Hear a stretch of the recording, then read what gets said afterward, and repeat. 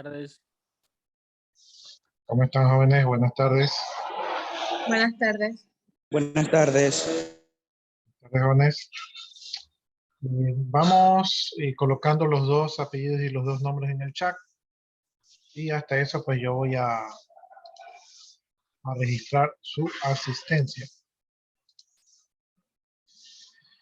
Recuerden que tenemos esta asistencia del ISTJBA, entonces en el caso que algo llegase a pasar esta asistencia, y de hecho creo que no se ha pagado este periodo, entonces en el caso que le llegase a pasar algo a esta asistencia, la asistencia del Zoom sería la válida, ya que el aula virtual todavía no la han habilitado. Entonces, y como les decía yo, pues esta asistencia se va directamente a la CNCIC. Así que es importante que ustedes siempre estén presentes aquí en esta sesión. Tenemos Alcibar, Román y Rosado. Vamos a ver. Alcibar, Román y Rosado.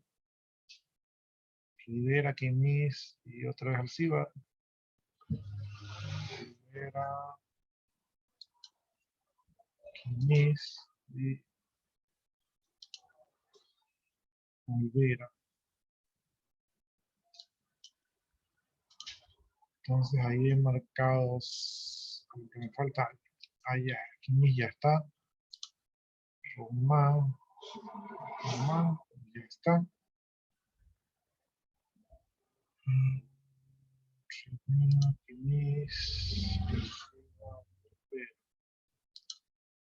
Ahí es que no conté los arriba, entonces tengo 1, 2, 3, 4, 5, 6, sí, y ahí están los 6.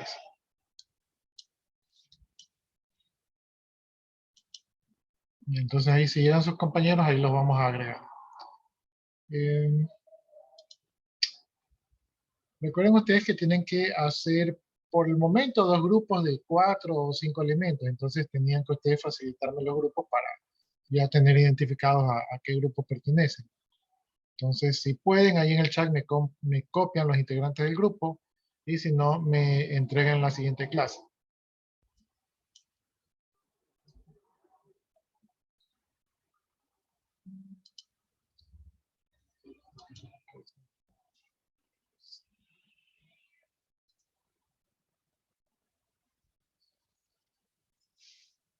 Nosotros tenemos un grupo, pero solo tenemos 3 integrantes de momento. Déjenme aceptar a Alexander Ruiz. Traten de completar los 4 porque más adelante ha de haber alguien sin grupo y seguramente se ha de ingresar con ustedes. Déjenme ver quién es Alexander Ruiz. Ruiz, Alexander, y ahí está puesta la asistencia.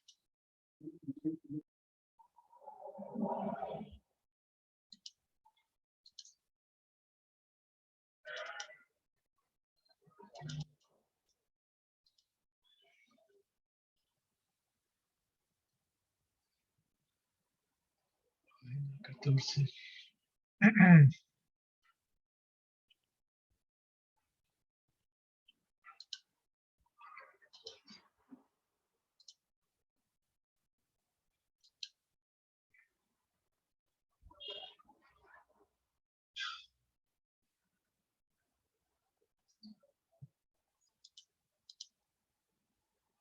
Ahí llegó José Obando.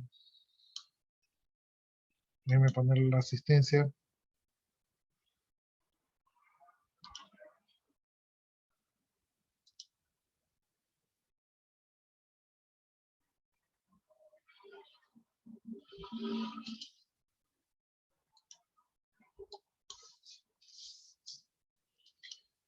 Ya, entonces en la última clase nosotros estábamos viendo la clasificación de las empresas y habíamos visto, por ejemplo, que había las empresas de las industrias, que estas a su vez podían ser extractivas o manufactureras, ¿verdad? O sea, que extraían los productos naturales, y las manufactureras las que creaban productos a partir de la materia prima. También habían las empresas de bienes de consumo final, que eran, por ejemplo, las que entregaban ya para el consumidor final, como por ejemplo los productos alimenticios, ¿no? También vimos que habían las empresas de bienes y de producción. Estos son los que producían materiales que a su vez servían para producir producto final. O sea, digamos que el producto no llega al consumidor final directamente, sino que pasa por las manos de otras empresas o industrias. Vimos las empresas de servicios, pues que son básicamente las que no ofrecen productos, sino que ofrecen servicios como conocimiento o como tiempo. Vimos las empresas comerciales, que son las que se dedican a distribuir los productos del consumidor final. Estos productos los pueden entregar a mayor cantidad, ¿verdad? O en menor cantidad, y en algunos casos pueden trabajar a consignación. Es decir, que solo se paga lo que se vende. Estamos viendo la caracterización de las empresas. Creo que ya vimos esto de aquí. Había una tarea de clasificar las empresas. Vimos lo que eran las MyPines, que están conformadas por las microempresas, la pequeña empresa y la mediana empresa. Ya vimos que ocupaban más o menos el 70% del sector. Vimos las clasificaciones de estas empresas, vimos las PAIN. Las PAIN están conformadas por la mediana empresa, ¿verdad? Y por la pequeña empresa. Ya las microempresas no están aquí. Y las PAIN tenían un fuerte componente social, ¿verdad? Y también una parte del componente económico. Y estas empresas pues eran como el 90% de las empresas del mundo. O sea, aquí está concentrada la fuerza laboral del mundo. Hablamos de las pequeñas empresas, ¿verdad? ¿Cuáles eran las características de las pequeñas empresas? Y creo que nos quedamos aquí, a ver la clasificación de las medianas empresas, ¿no? Entonces, ya que vimos las características de las pequeñas empresas, vamos a hablar de las medianas empresas. Estas empresas de aquí, obviamente, son superiores a la pequeña empresa y estas generalmente tienen organizadas las funciones de la siguiente manera, ¿no? Ya poseen un personal, ¿verdad? Porque sus operaciones son un poco más complicadas y técnicas y las decisiones que se deben de tomar también.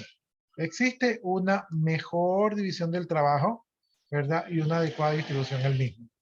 En las empresas pequeñas pues tenemos todólogos, es decir, que el chofer también es el que vende, también es el que carga, también es el que limpia, ¿verdad? El de administración también es el de cobranzas, también es el de atención al cliente, etcétera, etcétera. Eso ocurre en la pequeña empresa, ¿no? Pero en la mediana empresa ya las cosas están más organizadas y ya los puestos de trabajo están más definidos, ¿no? Entonces, si una empresa mediana, pues nosotros tenemos una mejor perspectiva de organización.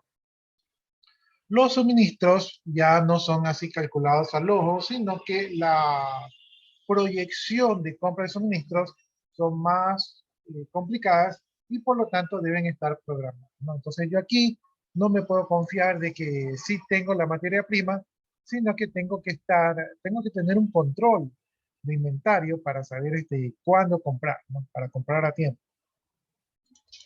Aquí ya encontramos un área de mercadotecnia, ¿verdad? Las áreas de mercadotecnia generalmente se encargan de impulsar las ventas a nivel local y regional, en este caso en la mediana empresa, y a veces incluso de manera nacional, ¿verdad?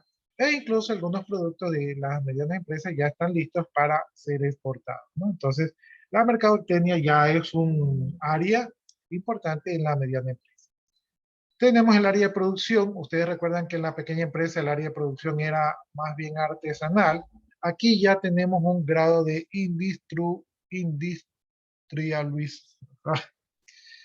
Aquí ya está industrializada, ¿verdad? La parte de la producción, ¿verdad? Y también ya se encuentra automatizado. Es decir, tenemos más maquinaria, menos mano de obra.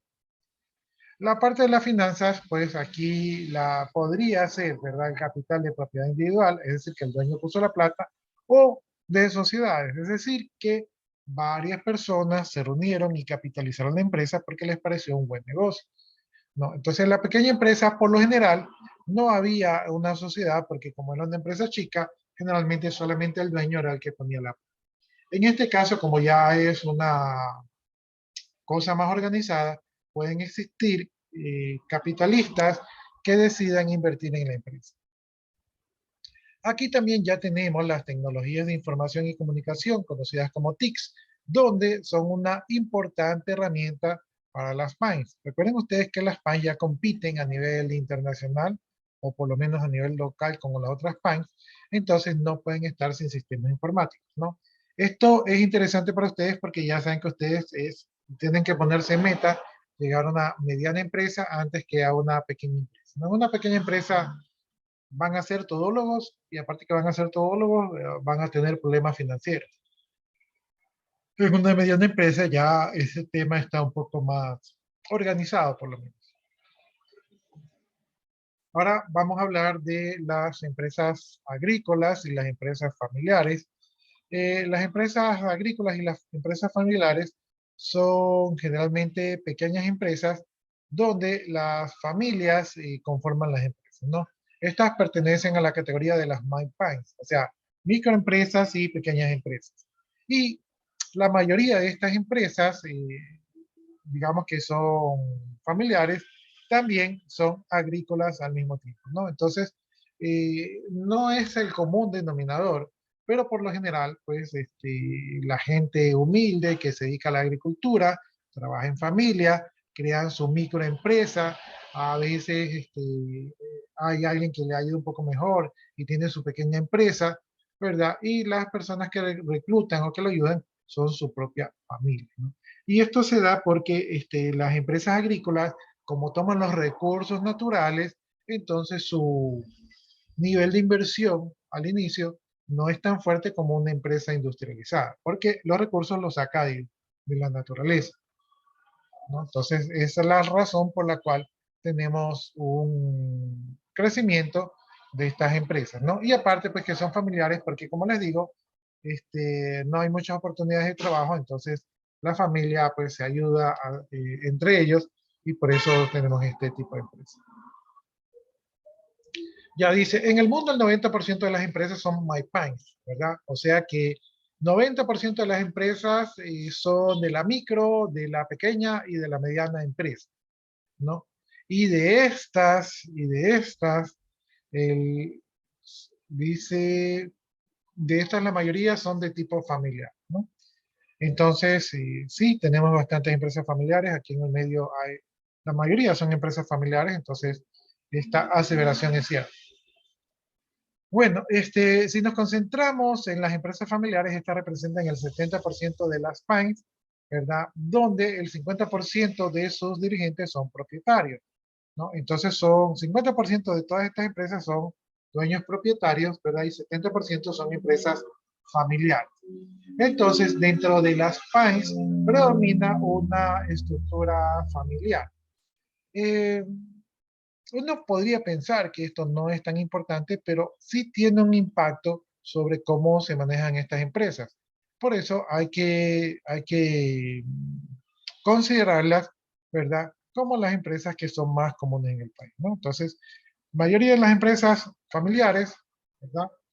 Y entonces el modelo de administración suele ser diferente en una empresa independiente.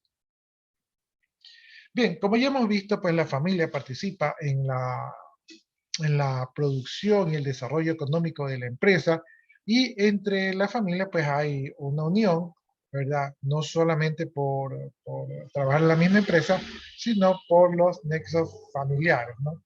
Y muchas familias pues tienen una cultura familiar y esa cultura familiar es la que aplican a las empresas. Y esas culturas también pueden hacer, la mayoría de las veces son perjudiciales, ¿verdad? Porque son costumbres familiares que no deberían estar en la vida profesional. Bien, las empresas familiares trabajan o se desarrollan en tres dimensiones, o sea, para reconocerlas, tenemos la dimensión de la propiedad, es decir, que la mayor parte de todos los bienes de la empresa pertenecen a la familia, ¿no? Entonces la familia pone la casa, pone el terreno, pone el lugar, ¿verdad? Entonces es propiedad de la familia. Segunda dimensión, la dimensión del poder.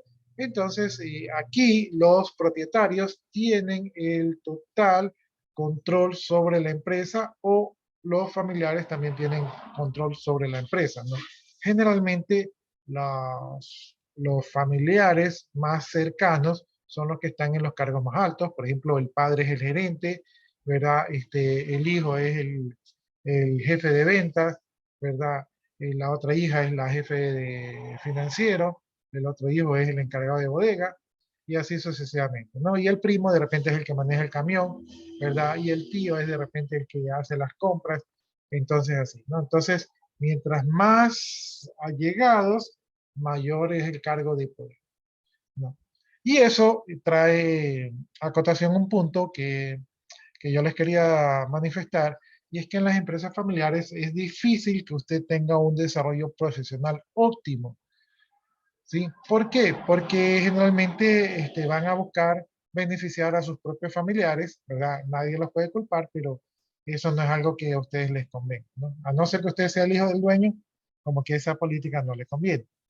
Entonces, si ustedes están en una empresa familiar, eh, diría yo que lo utilicen como un peldaño más para llegar a su objetivo, ¿no? Que puede ser desarrollarse mejor profesionalmente, ¿no?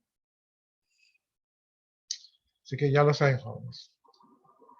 Bien, otra manifestación de la cultura de las empresas es que se incorpora la segunda generación, ¿verdad? Esto quiere decir que la transferencia de propiedad y la transferencia de poder generalmente va heredada a los primogénitos de la familia, ¿no? Si usted pensaba que el gerente ya está por jubilarse, y usted estaba planeando que lo asciendan a gerente, pues resulta que cuando el gerente se va a jubilar, llega el hijo recién salido de la universidad y le dan el cargo de gerente, ¿verdad? Entonces usted que de repente pensaba que cumplía los requisitos, no tenía oportunidad porque ya llegó la propia sangre, ¿no? Entonces ahí usted se queda fuera del juego, y por eso les decía yo que empresas familiares no es tan bueno quedarse ahí mucho tiempo, porque uno se va a quedar estancado. O sea, va a crecer, pero va a crecer hasta determinado punto. A no ser que usted sea una persona demasiado importante para el negocio, es poco probable que usted siga creciendo. Si siempre va a llegar un primo, un sobrino, ¿verdad? Que se le dará mayor prioridad.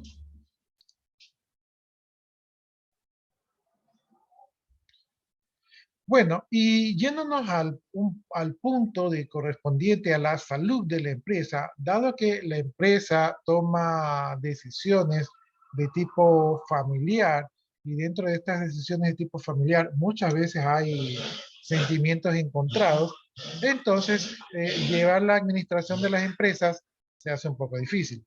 Por ejemplo, viene el gerente y dice, tenemos que ahorrar, todo el mundo ahorrar, y todo el mundo ahorra, y luego viene el hermano del gerente y dice, ¿saben qué? Denme $50,000 que necesito comprar una moto para la empresa.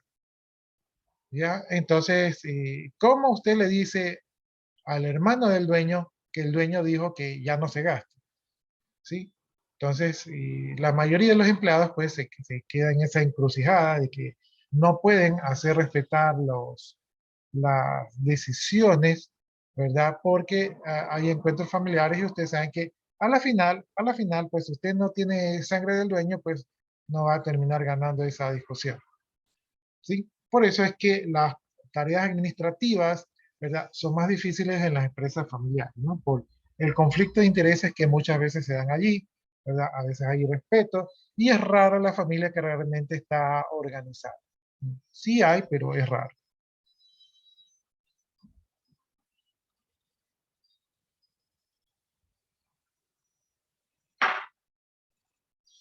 Bien, vamos a hablar ahora de las empresas agropecuarias. Estas empresas agropecuarias, pues los recursos que intervienen aquí, ¿verdad? Recursos humanos, recursos financieros, materiales, tienen el propósito de generar un producto o un servicio, ¿verdad? Que se puede aplicar a las empresas agrícolas, ¿no?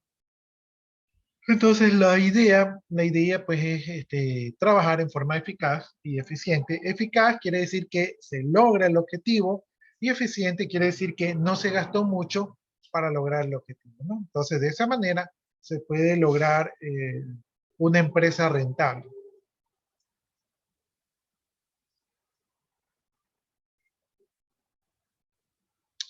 Bien, generalmente las empresas agrícolas tienen actividades económicas que están orientadas a productos que tienen que ver con seres vivos, ¿verdad? Como los animalitos. A veces utilizan recursos naturales como la energía solar, como por ejemplo dependen del sol para que crezcan las plantas, ¿verdad? Dependen 100% de los recursos naturales, como por ejemplo el clima, ¿verdad? Un mal clima puede dañar la cosecha, el agua, si no hay agua, no se puede regar la cosecha, el suelo, si el suelo está desgastado, la cosecha no nace, ¿no? Entonces hay mucha dependencia hacia los recursos naturales y obviamente pues hay que trabajar al ritmo de la naturaleza. Si el invierno se adelanta, pues habrá que sembrar antes o recoger la cosecha antes, ¿verdad? Entonces estamos ante un factor que no es controlado por la mano humana, ¿no? Si a la naturaleza le da ganas de provocar inundaciones, ¿verdad? O le da ganas de provocar sequías, no hay nada que pueda hacer el empresario agrícola contra eso ahí, ¿no? Por lo tanto, las empresas agrícolas eh, son empresas que trabajan bajo el riesgo, digamos así, no tienen un alto riesgo de que algo salga mal, ¿no? Porque la madre naturaleza a veces, a veces cambia de voluntad y nada podemos hacer al respecto.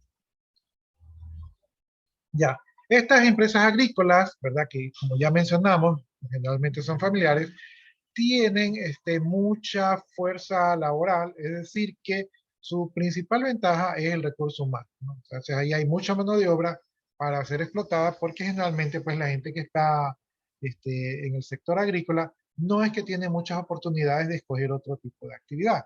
Entonces las actividades agrícolas es lo que está disponible.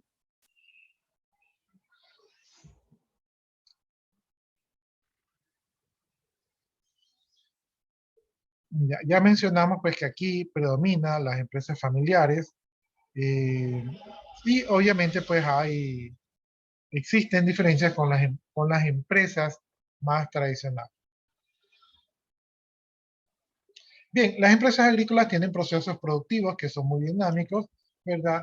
Eh, Aunque es una producción agrícola, generalmente las tecnologías de producción siguen evolucionando y por lo tanto, pues las empresas tienen que aplicar técnicas de producción modernas, ¿no? Es decir, que el empresario de las empresas agrícolas, ¿verdad? O el campesino, generalmente tiene que estar un poco al día con las innovaciones para poder ser tecnológicamente productivos, ¿no? Para no quedarse atrás y ser más competitivos. Entonces, aunque no estamos hablando de tecnología de información, o sea, los sistemas informáticos no es lo más importante aquí, sí estamos hablando de tecnología agropecuaria, es decir, maneras de sembrar, de repente cómo se cosecha, ¿verdad? Cómo se protegen las plantas, fungicidas, etcétera, etcétera. Entonces, todas estas técnicas, pues el empresario agricultor tiene que estar al día para poder tener un buen desarrollo, ¿no? Y aún así, y aún así podría fallar porque como les decía, pues la madre naturaleza eh, puede ser caprichosa, ¿no? Por lo tanto, el empresario agricultor generalmente va a estar muy involucrado en su empresa porque no hay cómo descuidarlo, ¿no? No hay cómo irse mucho tiempo de viaje porque algo podría salir mal, ¿no? Entonces tiene que estar ahí, ¿verdad? 100% para trabajar en dicha empresa. Bueno, jóvenes, entonces creo que hemos llegado a la tarea número 3, ¿verdad? Y me parece que estamos en la tarea número 3. Ahí se las voy a copiar en el chat para que las tengan. Yo en esta semana, si tengo tiempo, debo de crear la plataforma de Classroom, porque el aula virtual pues no tengo mucha idea. Entonces voy a comenzar a subir estas materiales, ¿verdad? Los voy a tener que subir en el Classroom. Ya, ¿cuál es la tarea que tienen que hacer? Lo que tienen que hacer es exponer sobre la evolución de la teoría administrativa, ¿no? Cuando ustedes son administradores, ¿verdad? Cuando ustedes son administradores, ustedes de manera innata pueden tener de algún tipo de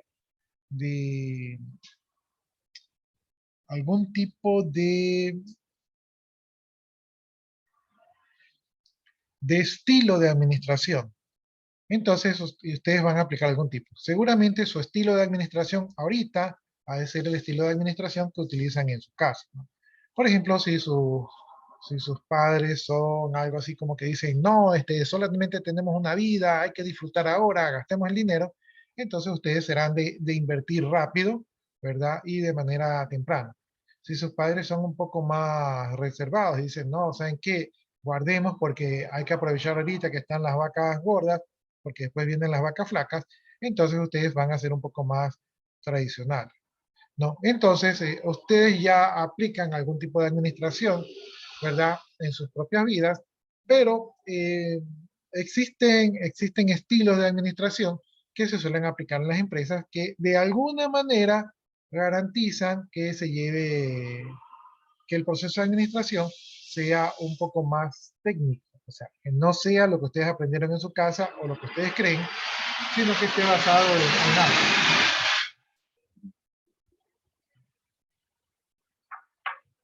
Ya, entonces, ¿qué es lo que van a hacer ustedes? Ustedes van a exponer, ¿verdad? El trabajo es de exponer las teorías administrativas, ¿no? Dice aquí, el estudio de la evolución de las teorías administrativas sirve de fundamento a la práctica administrativa en las organizaciones de cualquier tipo. Cada uno de los enfoques tiene en cuenta aspectos de la administración y considera las organizaciones de manera diferente. Entonces hay diferentes puntos de vista. Tenemos en este caso 6 teorías administrativas, ¿verdad? El grupo A, que es el primer grupo, va a exponer sobre la teoría tradicional o teoría clásica. Después va a exponer sobre la teoría científica, ¿verdad? El grupo B va a exponer sobre la teoría de las relaciones humanas, ¿verdad? Y luego va a exponer sobre las teorías X, Y, Z. El grupo A va a hablar sobre la organización burocrática y el grupo B va a hablar sobre la teoría de sistemas, ¿no? Entonces, ahí están 6 teorías, tienen que exponerlas. La exposición va a funcionar de la siguiente manera. Puedes poner uno solo del grupo o pueden exponer varios del grupo, ustedes deciden. No, la exposición no es muy elaborada, no es muy grande, este no es un trabajo de investigación. Cada una de estas teorías puede ser resumida en una carilla, ¿sí? En 2 diapositivas creo que se puede resumir una teoría, ¿no? Entonces, no es un trabajo muy elaborado, sino que es un trabajo específico y puntual. No quiero que me hablen aquí a media hora, sino que en 5 minutos creo que basta y sobra para exponer estas teorías administrativas, ¿no? ¿Qué más les iba a decir? Ya, ¿qué es lo que van a desarrollar? Van a poner la fundamentación básica, es decir, en qué se basa esta teoría para dar su argumento. ¿Cuáles son los principios de la administración? O sea, ¿qué se espera lograr con dicha teoría? ¿Qué busca, verdad? ¿Qué busca corregir? ¿Qué busca lograr? ¿Y cuáles son las contribuciones? ¿De qué manera contribuyó esa teoría a la administración de hoy en día, ¿no? Entonces, eso es lo que tienen que desarrollar. No sé si les copié esto, déjenme, si no les copié, lo voy a copiar.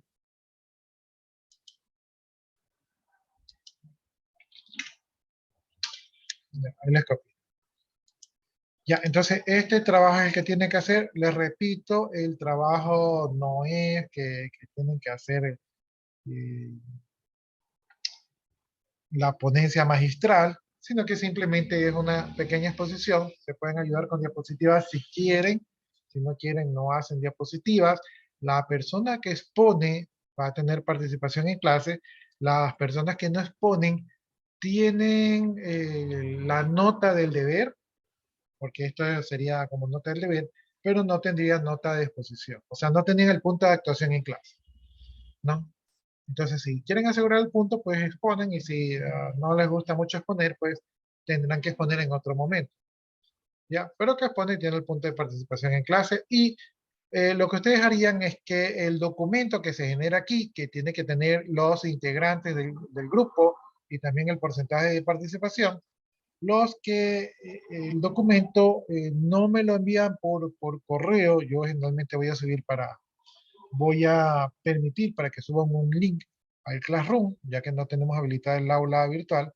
Entonces yo les habilitaría un link para que suban la tarea, pero no quiero que suban la tarea, sino que quiero que me pongan allí un enlace, un link a la tarea. Es decir, la tarea la trabajan en su propio repositorio y a mí me envían un link con permisos de lectura para poder revisar la tarea.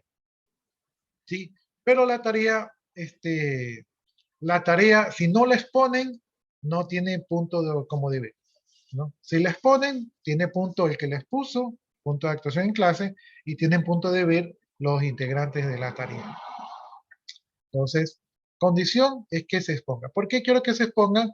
Porque un grupo va a exponer una teoría y el otro grupo la va a aprender con lo que ustedes exponen y el otro grupo va a exponer las otras teorías y el primer grupo la va a aprender, ¿no? Entonces, la idea es que todos conozcan cómo funcionan cada una de las teorías, ¿no? Si ustedes me envían solamente el documento y no se expone en clase, no ganamos nada, ¿sí? Entonces, requisito indispensable para las notas es poner. Y ya les digo, no tienen que exponer mucho. Yo pienso que en 3 minutos se puede exponer bien cada una de estas teorías. Ahora, nosotros tenemos clase el día viernes, o sea, mañana tenemos clase. Yo pienso que podríamos dejarlo para el siguiente jueves que tenemos 2 horas. Entonces, el siguiente jueves ya ustedes pueden comenzar a exponer las teorías. Como cada grupo tiene como 3 teorías, ¿verdad? Este jueves pueden exponer 1 o 2 teorías y la siguiente semana exponen la que hace falta. ¿Ya? Entonces, lo podemos hacer en 2 tiempos para darle la oportunidad de que las examinen y las expongan bien. ¿Sí? Entonces, el próximo jueves pueden exponer la primera o la primera o la segunda teoría y la próxima semana, ¿verdad? O cuando ustedes se sientan listos, exponen la que falte. Ya. ¿Algo más con respecto a esto? Creo que nada más. No sé si alguno de ustedes tenga alguna duda, inquietud, pregunta. Que si ya le decimos los integrantes para que una vez por el grupo A y por el grupo B. Sí, si ustedes ya tienen los integrantes, me los pueden copiar ahí en el chat de Zoom. Me ponen grupo 1, ¿verdad? Los integrantes y después me ponen el grupo 2. Me lo ponen ahí en el chat de Zoom y yo ya con eso después ya me organizo y ya los registro. El grupo A sería el primer grupo que pongan los estudiantes y el grupo B sería el que le sigue.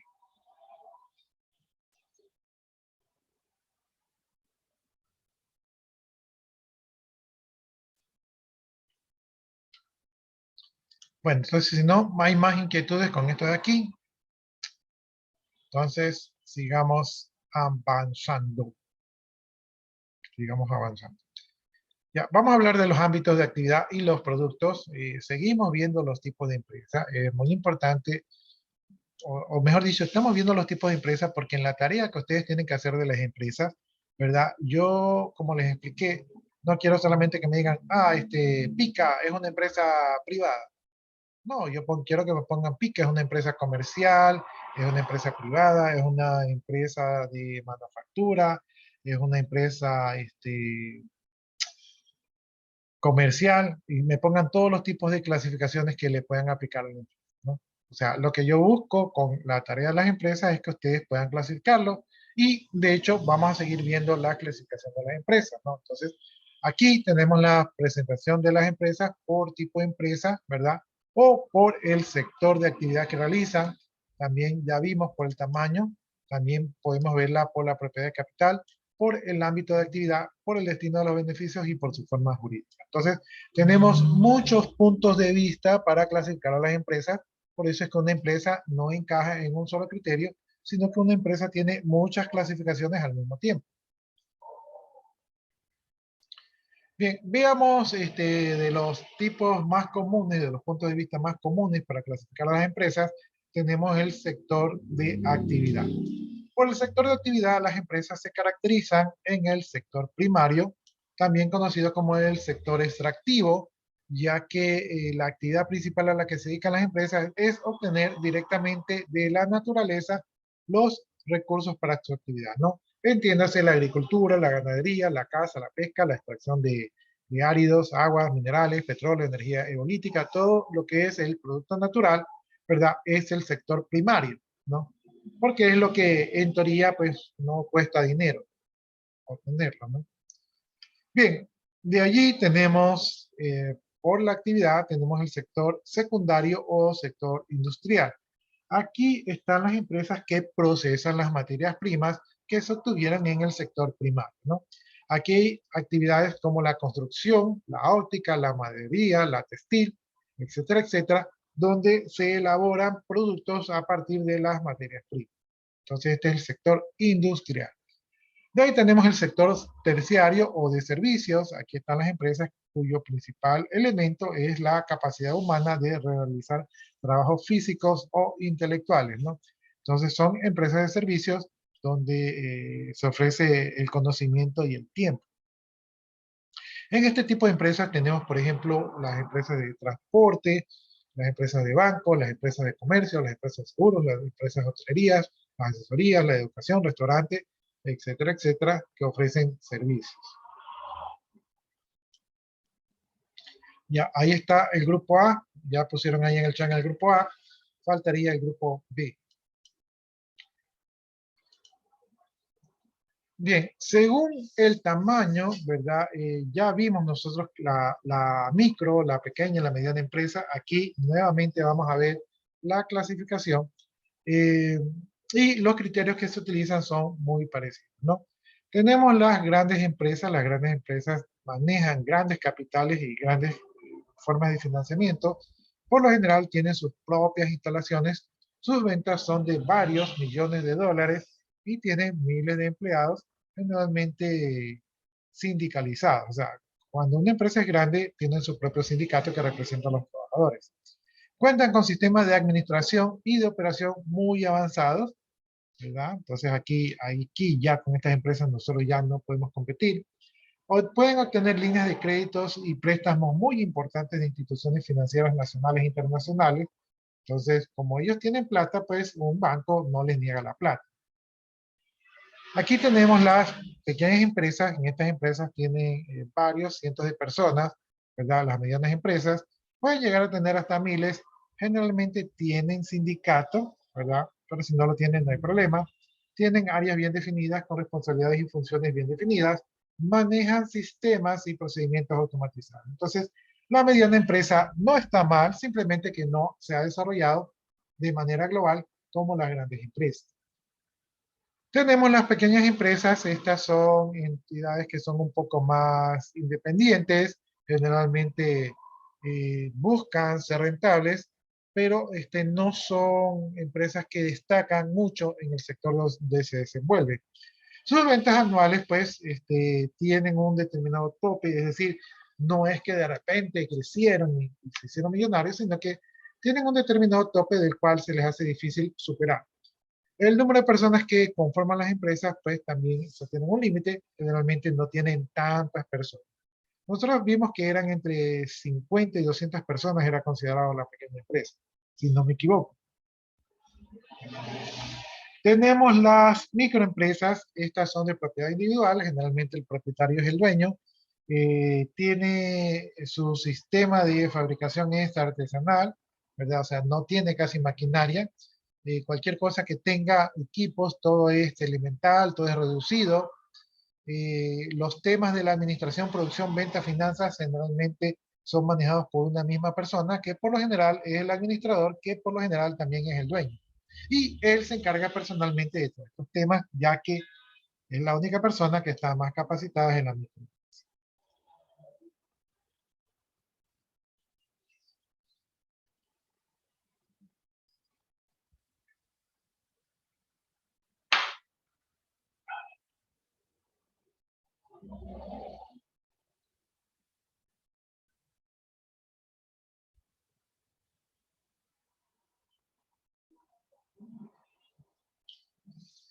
Bueno, entonces vemos otro punto de vista según la propiedad de capital. Esto de la propiedad de capital se refiere si el capital, estamos hablando del dinero, está en manos de particulares o está en manos de organismos públicos o está compartido, ¿no?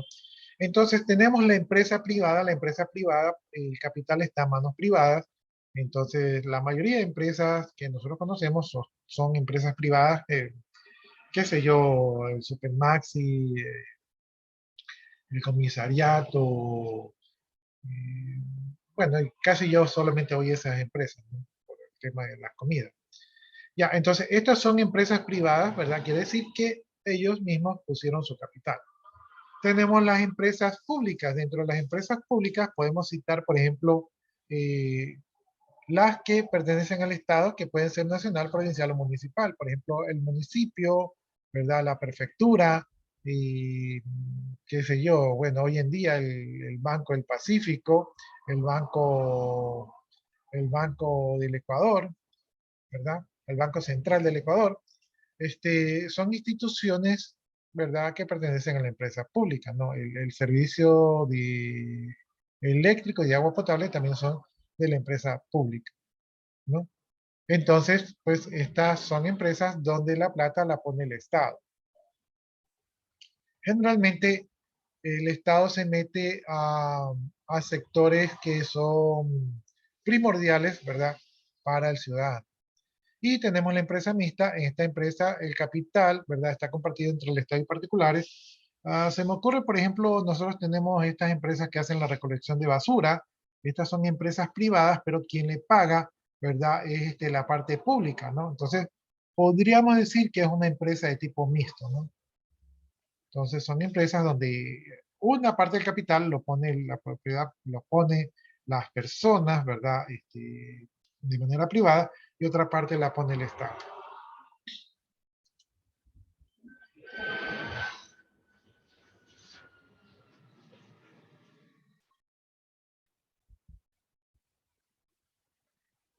Ya, según el ámbito de actividad, podemos clasificarlas de la siguiente manera.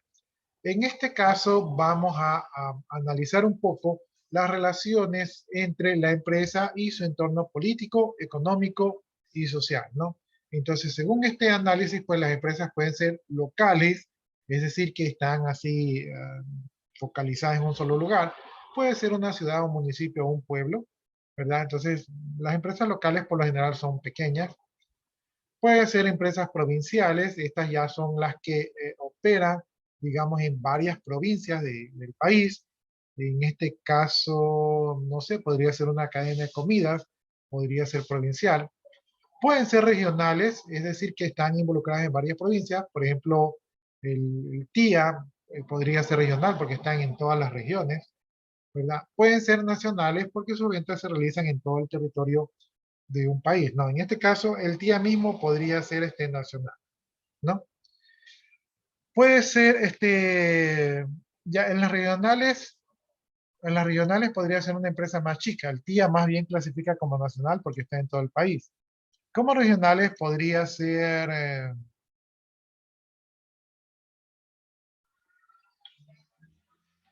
no sé, la mayoría de empresas trata de ser nacional, ¿no? Regionales, no sé, una empresa pequeña.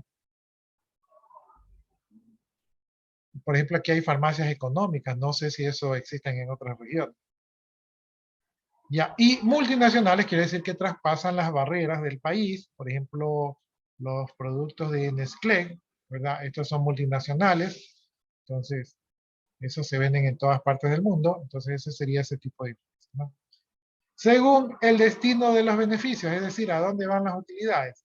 Las empresas, pues, no trabajan de gratis, no es que se crean para cambiar el mundo y hacer mejores y tener a todo el mundo contento, sino que tienen un interés económico. Entonces, después de todo su proceso económico, las empresas buscan tener algún tipo de rentabilidad, ¿no? Y en este caso tenemos a las empresas con ánimo de lucro, es decir, las utilidades pasan en poder de los propietarios y accionistas, o sea, después del ejercicio económico ganaron plata, ¿verdad? Y sin ánimo de lucro, estas, en cambio, la utilidad se vuelve a invertir en la misma empresa. Son las empresas sin ánimo de lucro, podría ser, por ejemplo, la Junta de Beneficencia, ¿verdad? La Junta de Beneficencia no hace sus actividades para, para tener utilidad, sino que busca generar un beneficio. Entonces no es que haya alguien que se está lucrando de la empresa, ¿no? O eso es lo que nosotros pensamos. Ya, según la forma jurídica, aquí tenemos que ver la legislación de cada país. Cada país tiene sus propias reglas en cuanto a las actividades que pueden ejercer las empresas de manera jurídica. La forma jurídica va a condicionar las actividades que pueden realizar las empresas y qué obligaciones tiene para con el Estado y qué derechos y responsabilidades tiene para con los conciudadanos, ¿verdad? Y con la empresa misma, ¿no? Entonces, según la forma jurídica, las empresas pueden ser unipersonal, es decir, que el empresario es el propietario y dueño de la empresa, y esta es la persona que tiene la capacidad legal para ejercer el comercio y va a responder de manera ilimitada con todo su patrimonio ante las personas que pudieran verse afectadas por el accionar de una empresa, ¿no? Entonces, empresas unipersonales, generalmente las empresas familiares son unipersonales. Yo no les recomiendo hacer una empresa unipersonal porque ustedes tienen una responsabilidad civil. Digamos que ustedes venden un jarabe y por alguna razón su jarabe envenenó a un poco de personas, entonces ustedes responden. Como empresarios, ustedes son los responsables de dar la cara por la empresa. Y si hay que indemnizar a esas personas, pues la plata sale de su propio capital. Es decir, que si usted tenía una casa, que si usted tenía un carro, entonces pues ya eso tendrá que ponerlo a disposición de esas personas que fueron afectadas, ¿no? Entonces, es un poco riesgoso una empresa unipersonal. Tenemos las empresas de sociedad colectiva. Aquí en esta empresa existe más de una persona, las cuales se hacen socios, que responden de manera ilimitada con su patrimonio y existe participación en la dirección o gestión de la empresa.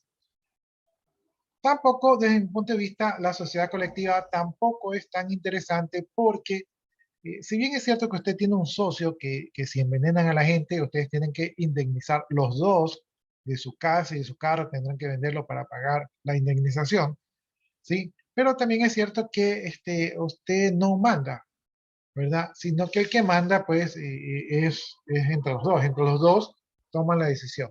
Y a veces existen conflictos, ¿verdad? A veces el uno quiere hacer una cosa, el otro quiere hacer otra, entonces se terminan disolviendo esta sociedad, ¿no? Igual, también tienen el riesgo de que tienen que responder con su patrimonio personal. Las cooperativas no poseen ánimo de lucro y son constituidas para satisfacer las necesidades o intereses socioeconómicos de los cooperativistas, quienes también a su vez son trabajadores y en algunos casos también son proveedores y clientes de la empresa, ¿no? Entonces, aquí sería interesante una cooperativa, porque las cooperativas se forman como para ayudar. Por ejemplo, digamos que nosotros formamos una cooperativa para comprar tricimotos. Ya, entonces como yo solito no puedo comprar una tricimoto, ¿verdad? Pero si nos unimos un grupo, entre nuestra pequeña capital que tenemos, podemos comprar una tricimoto, ¿no? Entonces, entre todos, pues hacemos el esfuerzo y compramos la tricimoto. Como ya me compré yo la tricimoto, pero hay otro socio que también quiere tricimoto, entonces yo digo, bueno, yo lo ayudo, porque a mí me ayudaron, yo también lo ayudo, y todos nos reunimos y lo ayudamos. Entonces, entre todos, poco a poco nos vamos ayudando para conseguir el objetivo, ¿no? Entonces, aquí la idea no es fundar esta cooperativa con el afán de hacernos multimillonarios, de hacer un negocio, sino que simplemente queremos conseguir un objetivo y solo no podemos, pero unidos se nos hace más fácil. Tenemos las comanditarias, ¿verdad? Las comanditarias poseen dos tipos de socios. Los colectivos con características y responsabilidad ilimitada y los comandatarios cuya responsabilidad se limita a la aportación del capital efectivo, ¿no? Entonces, las comanditarias, si usted es el primer socio, está en el primer caso de la unipersonal, así que si usted es el primer socio, como que no le conviene. Si usted es el segundo socio, ¿verdad? Tampoco suena muy, uh, no suena muy atractivo, porque si bien es cierto que no respondo con todo, pero sí respondo, ¿verdad? Si yo invertí el 80%, yo respondo con el 80%. ¿Sí? Entonces, según lo que yo invertí, según eso respondo. Obviamente, según lo que invertí, así también, según eso yo gano. Pero de todas maneras hay una responsabilidad, ¿verdad? Limitada que me podría afectar, ¿no? Entonces, no sé qué tan bueno sea, pero tal vez si yo no quiero formar una sociedad colectiva, ¿verdad? Entonces hago una sociedad comanditaria para poder convencer a los socios de que no les va a pasar nada. De allí tenemos la sociedad de responsabilidad limitada. Aquí los socios propietarios de esta empresa tienen la característica de asumir una responsabilidad de carácter limitado, respondiendo solo por el capital o patrimonio que se ha aportado a la empresa, ¿no? Entonces, la sociedad de responsabilidad limitada es la misma empresa que las comandatarias, pero en función del segundo socio.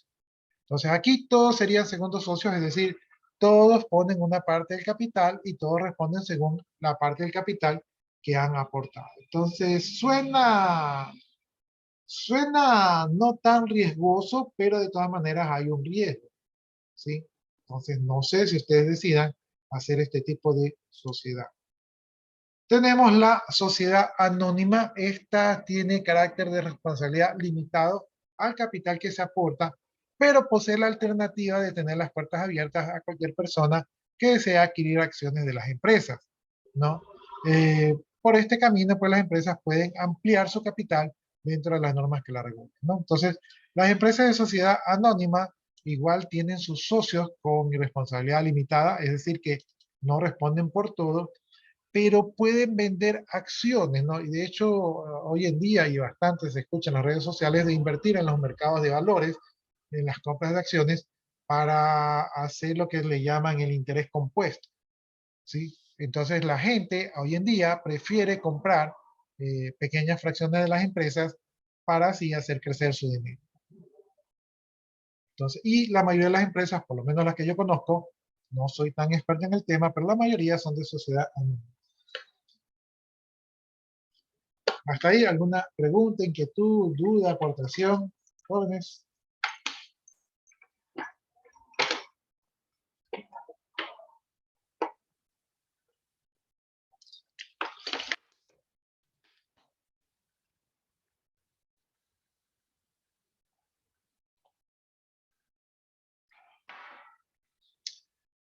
Ya, entonces como ustedes pueden ver, pueden clasificar las empresas, o sea, hay varias maneras de clasificar las empresas.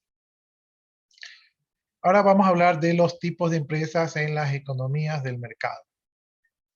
Ya, según este señor Samuel E. Nordhaus, ¿verdad? Ahí mi pésima pronunciación, ¿verdad? Según Samuelson Nordhaus, ¿verdad? Las economías de mercado se produce una amplia variedad de organizaciones empresariales que van desde las más pequeñas, que pueden ser de propiedad individual, hasta las más gigantescas, que pueden ser de sociedad anónima, ¿no? Como ya hemos visto. Y estas últimas, pues, son las que dominan la vida económica, ¿verdad? En las economías capitalistas, ¿no? Dicen que prácticamente todo el mundo es capitalista, incluso la Unión Soviética es capitalista. Yo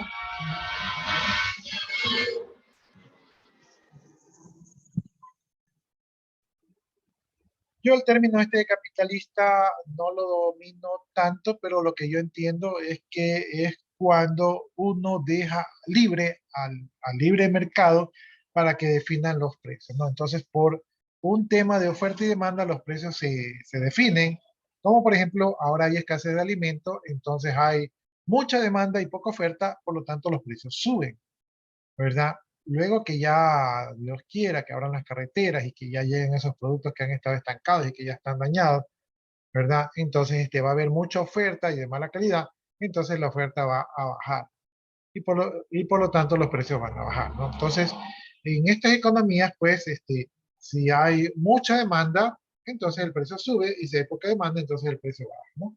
Y estas son las economías de libre mercado. Bien, como tenemos mucha variedad de organizaciones, vamos a ver en términos generales algunos tipos de empresas, ¿no? Tenemos la empresa de propiedad individual, esta empresa generalmente está constituida pues por un profesional o artesano o comerciante que generalmente opera por su propia cuenta. A veces tiene un taller, tiene una tienda, ¿verdad? Este vendría a ser como el microempresario. Pero hoy en día, ¿verdad? Tenemos muchos emprendedores y teletrabajadores donde están explotando el mercado del Internet y tienen un negocio en red y prestan servicios en ellos, ¿no? Entonces, a este grupo de empresa de propiedad individual, ¿verdad? O microempresa, tenemos ahora el ambiente del Internet. Entonces, en el Internet tenemos que considerar a estos teletrabajadores. Por ejemplo, en este caso, yo estoy haciendo un teletrabajo, ¿verdad? Entonces, yo sería un teletrabajador.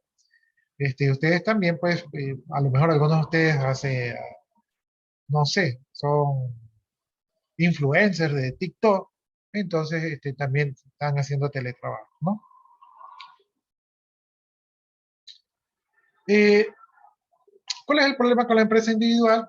Es que no pueden extenderse, ¿no? Generalmente cuando ustedes tienen una empresa individual, llegan a cierto límite, pero una sola persona no es capaz de manejar toda una infraestructura, así que la empresa pues generalmente muere, ¿no? Si la persona envejece o se enferma, pues no hay quien dé seguimiento a la empresa. Por lo tanto, la empresa corre el riesgo de desaparecer, ¿verdad? Así su continuación pudiera ser, pudiera ser beneficiosa para la comunidad. La empresa simplemente muere porque no hay quien le dé continuidad. Las empresas de sociedad colectiva, aquí tenemos dos personas o más que se unen para formar esta sociedad colectiva y en la cual se realiza un aporte de trabajo y un aporte de capital, ¿no? Los beneficios se pueden repartir en porcentajes, ¿verdad? Y también las pérdidas o las deudas también se comparten, ¿no? Por ejemplo, si ustedes y yo formamos un negocio y yo pongo, qué sé yo, $10,000 y ustedes ponen $10,000 y luego resulta que nos va mal e hicimos un préstamo de $20,000 al banco y no lo logramos pagar y nos quedó una deuda de $10,000, ¿verdad? Entonces yo me tocaría pagar la mitad y a ustedes les tocaría pagar la otra mitad, ¿sí? Entonces eso pasaría en nuestra sociedad colectiva. Ya, la sociedad colectiva dice que se caracteriza por tener socios que responden solidaria e ilimitadamente a las deudas de la sociedad. Eso es peligroso. Solidariamente quiere decir que si nosotros hicimos ese negocio y quedamos con la deuda de $10,000,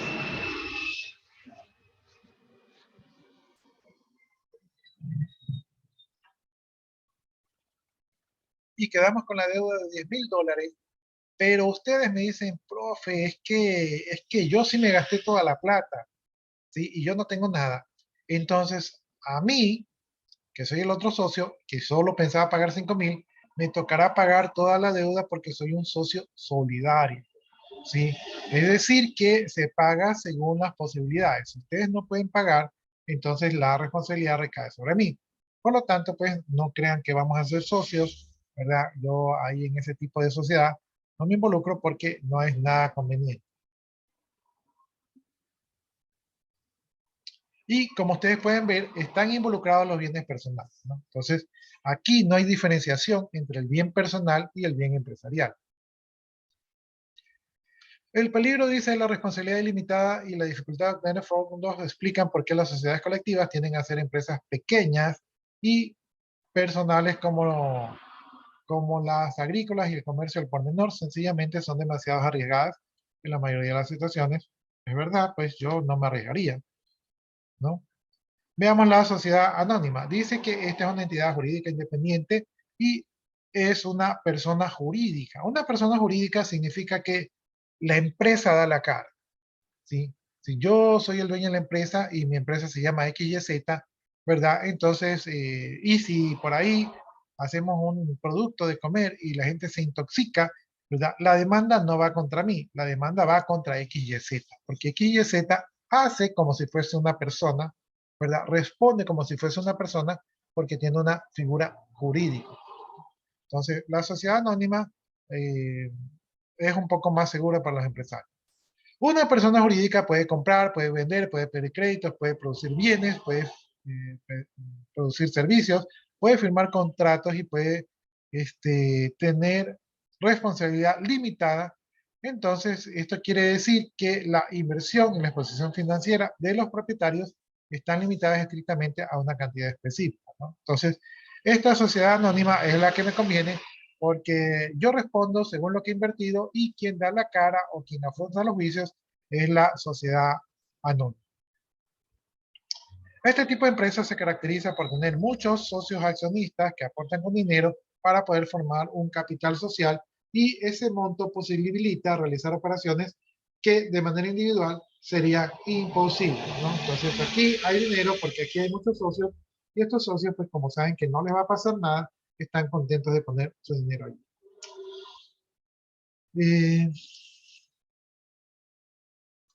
Características de las empresas de sociedad anónima son: el capital está representado por acciones, ¿verdad? Entonces, ya saben, compren una acción y pasan a ser ustedes socios. Las acciones o socios que la forman frente a las obligaciones contraídas tienen una responsabilidad limitada. Entonces, es decir, que no les van a quitar todo su dinero, sino que solamente el porcentaje que ustedes representan. Son estrictamente sociedades de capital, el número de sus acciones es limitado y esto permite reunir y utilizar capitales de muchas personas. Entonces, como venden las acciones, ¿verdad? Al vender las acciones ingresa capital, o sea, ingresa dinero, y entonces el dinero no es solamente del dueño, sino que hay muchas personas que hacen su aporte y con esto se puede hacer un volumen más grande, un volumen importante. Tienen existencia ilimitada, la muerte o incapacidad de alguno de sus socios no implica la disolución de la sociedad. Se pueden morir todos los dueños, pero la empresa sigue.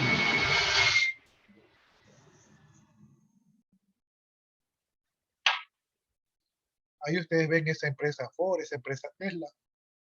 Esas empresas siguieron a pesar que los dueños originales fundadores se murieron, ¿no? Entonces, no hay el peligro que la empresa muera. La razón social debe ser adecuada al objeto por el cual se ha constituido, no se designa el nombre de los socios, es decir, no hay empresa Alvarado Sociedad Anónima, ¿no? Eso no hay, porque más bien debería ser un nombre general. Empresa Multiproductos, Sociedad Anónima, podría ser más adecuado, ¿sí? Las economías de mercado avanzadas, la actividad económica, están en su mayor parte en las sociedades anónimas privadas, ¿no? Entonces aquí es donde está la plata, jóvenes, aquí, en las sociedades privadas anónimas. Por eso les decía yo que las empresas familiares no son tan, tan rentables, ¿no? O sea, para desarrollarse. Bien, punto importante. La mayoría de empresas en el mundo son las MyPines, ¿verdad? O las Pines.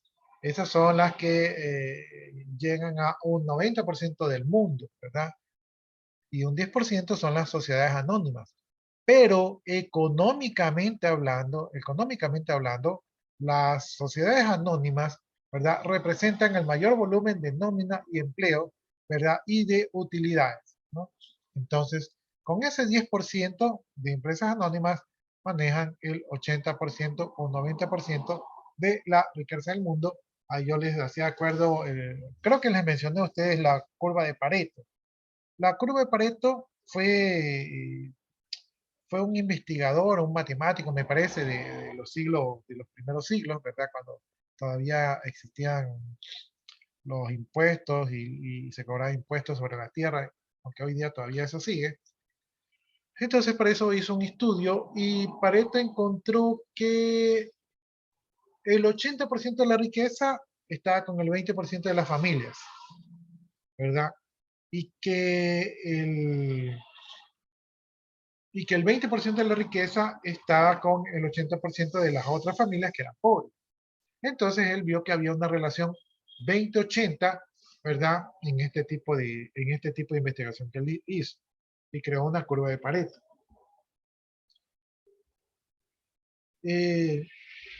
Extrañamente, la curva de Pareto no es algo exacto, ¿verdad? No es algo, no es una teoría escrita en piedra, Pero extrañamente la curva de Pareto se aplica en muchos ámbitos de nuestra vida, ¿no? Entonces, pero yo creo que hoy en día está exagerado. Entonces, hoy en día, ¿verdad? El 95% de la riqueza del mundo está concentrada en el 1% de la población, mientras que el 99% de la población vivimos con el 5% que sobra. ¿Sí? Entonces, hay una desigualdad en el repartimiento de los recursos del mundo, ¿verdad? Y esto es porque se han creado sistemas económicos, los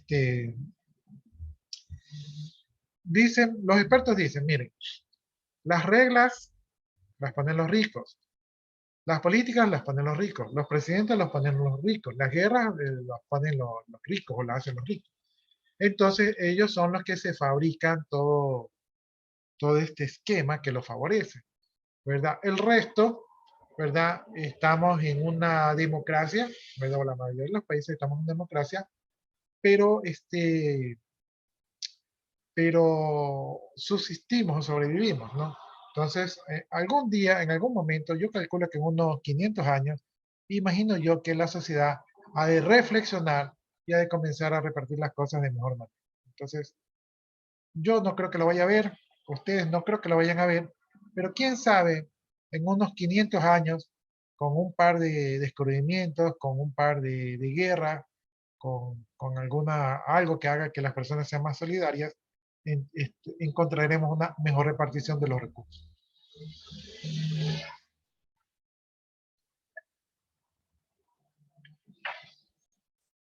Bien, ¿alguna inquietud, jóvenes? ¿Alguna pregunta, duda, aporte?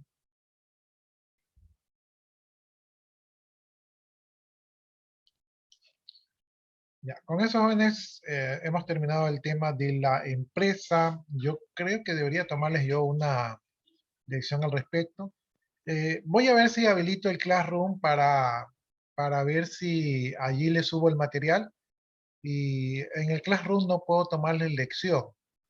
La lección debería tomárselas en el aula virtual, pero como todavía no está habilitada, entonces voy a dejar ese tema pendiente, pero sepan ustedes que sí hay una lección de la empresa, ¿no? Y esa sería la unidad número 1. ¿Qué más? Ya, aquí vamos a empezar el capítulo de marketing, y el capítulo de marketing también es extenso, más extenso que las empresas. Entonces ahí vamos a tener que tener paciencia. Me faltan 10 minutos, no sé si alguno de ustedes quiere hacer preguntas, aporte, o si gustan yo continúo. Pero como nos faltan 10 minutos, me gustaría más bien empezar ese tema en la próxima clase. Preguntas, dudas, inquietudes. Recuerden ustedes que su participación en clase es el punto de actuación en clase, ¿no? Entonces, deberían a ustedes participar para asegurar su punto.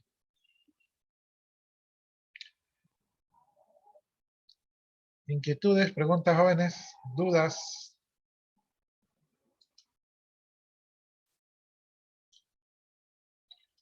Voy a abrir el tema del marketing.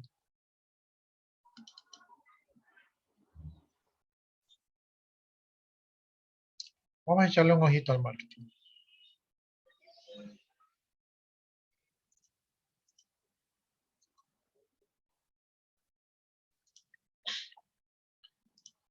Ya, nosotros tenemos que hablar del marketing.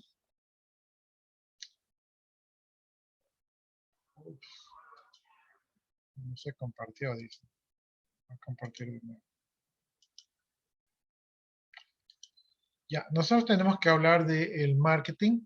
En este caso, aquí este capítulo está un poco más enfocado al marketing digital, ¿no? Porque el marketing tradicional no es que está pasado de moda, pero tenemos una fuerte corriente de marketing digital, entonces, ya que vamos a ver marketing, pues lo vamos a enfocar al marketing digital, ¿no? Entonces vamos a ver qué conceptos de marketing, ¿verdad? Vamos a ver la definición de marketing, algunas definiciones de marketing según algunos expertos. Vamos a ver la estrategia de marketing. Hay un tema del marketing que se llama la generación de valor, entonces vamos a ver eso de allí. Ahí vamos a ver el marketing, ¿verdad?, en la era digital. Vamos a ver temas como los CRM, ¿verdad?, que son sistemas para la conservación de relaciones con los clientes. Vamos a ver la generación del tráfico en el marketing digital. El marketing digital es el marketing por internet. Entonces, el tráfico son las visitas, ¿verdad? Cuando alguien nos visita de manera virtual, ese es el tráfico que buscamos. Si estamos hablando del internet, obviamente necesitaremos un sitio web para que nos visiten. Vamos a ver el concepto de landing page o página de aterrizaje. Vamos a ver que para que nos visiten tenemos que aparecer en las búsquedas. Entonces vamos a ver marketing de buscadores. Vamos a ver lo que es el Search Engine Marketing o las máquinas de búsquedas. En este caso, pues la principal pues es la de Google. Vamos a ver el SEO, el Search Engine Optimization. Entonces, para que nosotros seamos visibles, ¿verdad? Tenemos que aparecer en los primeros lugares de búsqueda, ¿no? Entonces, por eso tenemos que aplicar el Search Engine Optimization, ¿verdad? Para aparecer en los primeros lugares, porque de lo contrario no nos visita. Tenemos que considerar la experiencia del usuario, o sea, ver que él esté contento, relevancia del contenido para que sea positivo, autoridad del sitio para que nos consideren serios, autoridad de dominio, autoridad de página, ¿verdad? Tenemos también que ver cómo funciona el marketing de redes sociales. Esto es un rubro importante hoy en día. Los beneficios de estar en las redes sociales. Esto es un tema importante del marketing que es la segmentación, ¿verdad? Entonces yo no puedo ir a lo loco tirando volantes en la calle, sino que yo tengo que ir a mi público que sé que tengo oportunidades de que me compren. Con las redes sociales hoy en día la segmentación pues es casi exacta, ¿no? Tenemos los display medias tradicionales, ¿verdad? Que son las imágenes atractivas para que los clientes nos visiten. Tenemos el retargeting, que es una manera de convencer a los clientes, ¿verdad? Cuando no están muy convencidos. Tenemos la estrategia del marketing por email. Dígame, Kevin. También hoy en día el marketing, por ejemplo, cualquiera dice que nuestra información está segura en Internet y que nadie ve lo que buscamos en Google o en Facebook o en cualquier red social. Pero la verdad es que en los ciertos dispositivos en redes sociales analizan tus búsquedas y según lo que tú busques te van mostrando anuncios personalizados. Y es como que la segmentación ahí está más centralizada porque ya según tus gustos saben, te muestran ese tipo de anuncios que es más probable que tú compres. Exactamente, Kevin. Exactamente. Justamente lo que yo les decía, que hoy en día la segmentación es exacta, ¿no? Redes sociales como el Facebook, ¿verdad? Redes sociales como el mismo Google, saben más que nosotros. O sea, es más, o sea, estas redes sociales están tan avanzadas, creo que por detrás de la mesa utilizan inteligencia artificial, que incluso saben antes de que nosotros sepamos que sabemos, ¿sí? O sea, así de avanzadas están. Y les digo esto porque el otro día yo hay temas a veces que uno busca o que está interesado, y yo ya me había olvidado de ese tema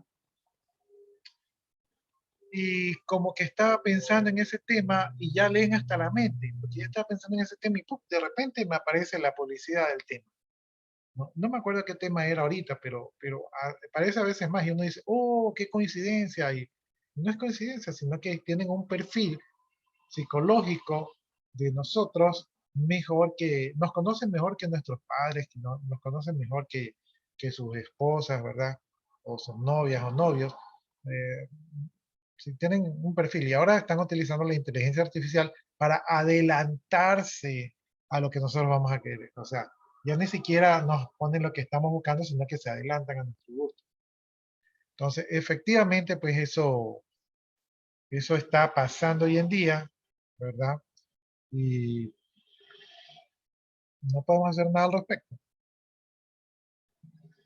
Así, bueno, si usted gusta, Kevin, póngase ahí la participación en clase por su aporte. Ahí en el chat, póngase el nombre y póngase participación en clase. Ya, tenemos el marketing por los emails, ¿verdad? A mí personalmente me fastidia mucho ese marketing por los emails, pero justamente vamos a hablar de ese tema, ¿no? Aquí habla de cómo utilizar el email marketing, ¿verdad? Entonces ahí nos da campañas que se hacen, ¿verdad? Cosas que tenemos que considerar para tener un marketing exitoso. Vemos algunas ventajas del email marketing, ¿verdad? La principal ventaja es que es barato, ¿sí? Bueno, es una de las principales ventajas porque también puede ser personalizado. Las desventajas es que nosotros podemos estar cayendo, ¿verdad? Infringiendo una regla que se llama spam, que son anuncios no solicitados, ¿verdad? Entonces, a lo mejor ni nos lee, ¿no? Y como hay muchas campañas de email marketing, entonces yo, por ejemplo, todos los días borro unos 10, 20 correos que no me interesan, ¿sí? Entonces, realmente el impacto del email marketing hoy en día está un poco disminuido.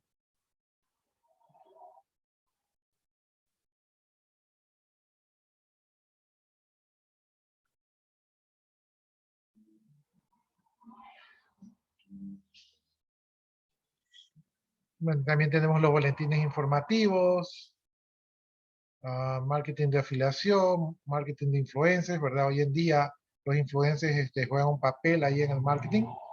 No tienen un volumen tan grande, o sea, no tienen un volumen tan grande, pero eh, ¿se acuerdan ustedes? No recuerdo cómo se llama ese señor latino que salía en la patineta con la música, no sé si era el grupo ABBA, ¿verdad? Que salía tomando un jugo. ¿Ustedes recuerdan? Que salía la música, hacía una música, él venía con la patineta, así, como que disfrutando la vida, y se tomaba el juguito. ¿Sí lo recuerdan? Ya, pues ese video, ¿verdad? Porque yo les decía que los influencers no son tan influencers, pero ese video incrementó las ventas de ese jugo, creo que un 200%. De tal manera que la empresa lo buscó al señor y le regaló una camioneta. Así, porque así les incrementó las ventas. Ya, entonces ese tipo de cosas vamos a ver, pero ahorita como ya estamos en la hora, pues nos vamos a quedar hasta allí. La próxima clase vamos a comenzar a desarrollar estos temas. De mi parte, pues muchas gracias jóvenes, que tengan muy buenas tardes. Yo me quedo aquí copiando sus asistencias y si ustedes gustan ya se pueden desconectar para que vayan a su siguiente clase.